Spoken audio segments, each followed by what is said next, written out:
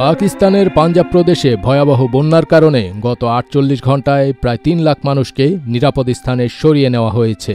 গতকাল বুধবার দেশটির কর্মকর্তারা জানিয়েছেন, ভারতের সর্বশেষ বন্যা সতর্কতার পর এই বিপুল সংখ্যক মানুষকে সরিয়ে নেওয়া হলো। এর ফলে গত মাস থেকে এ পর্যন্ত বাস্তুচ্যুত মানুষের সংখ্যা দাঁড়িয়েছে প্রায় ১০ লাখে।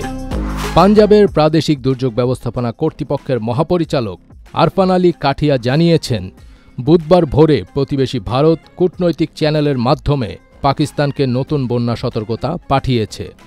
বন্যার পানিতে পাঞ্জাবের মুজাফফরগড় জেলার বহু গ্রাম ডুবে গেছে।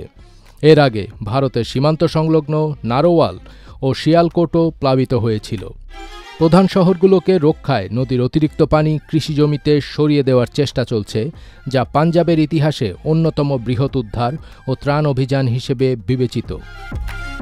পাঞ্জাব পাকিস্তানের পূর্বাংশ ও ভারতের উত্তর পশ্চিমাঞ্চল জুড়ে বিস্তৃত।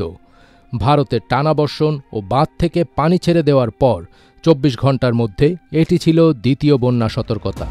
सुबह 6 बजे ऑपरेशन स्टार्ट किया और पानी का बहाव बहुत ज़्यादा था। इधर से तकरीबन 5 से 6 गांव हैं जिनसे हमने सैकड़ों की तादाद में लोग निकाले। নৌকা ব্যবহার করে হাজারো উদ্ধারকর্মী ত্রাণ ও উদ্ধার কাজ চালাচ্ছে। সেনাবাহিনীও গ্রাম থেকে মানুষ ও গবাদি পশু সরিয়ে নিতে সহায়তা করছে। ড্রোন ব্যবহার করে ছাদে আটকে পড়া মানুষদেরও শনাক্ত করার চেষ্টা চলছে।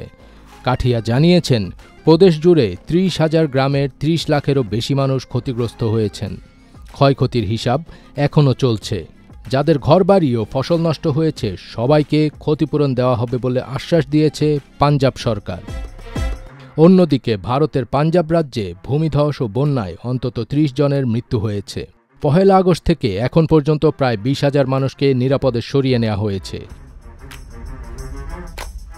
চলতি মৌসুমি বৃষ্টি শুরুর পর থেকে গত জুনের শেষ দিক থেকে এ পর্যন্ত বিভিন্ন বন্যাজনিত ঘটনায় পাকিস্তানে অন্তত ১,০০০ জনের মৃত্যু হয়েছে। একই সঙ্গে ব্যাপক অবকাঠামো ও সম্পদেরও ব্যাপক ক্ষয়ক্ষতি হয়েছে। পিডিএমএ প্রধান আরও জানান, এ পর্যন্ত ২,২০০ গ্রাম প্লাবিত হয়েছে এবং বন্যা কবলিত এলাকা থেকে প্রায় ৭,৫০,০০০ মানুষকে নিরাপদ স্থানে সরিয়ে নেওয়া হয়েছে।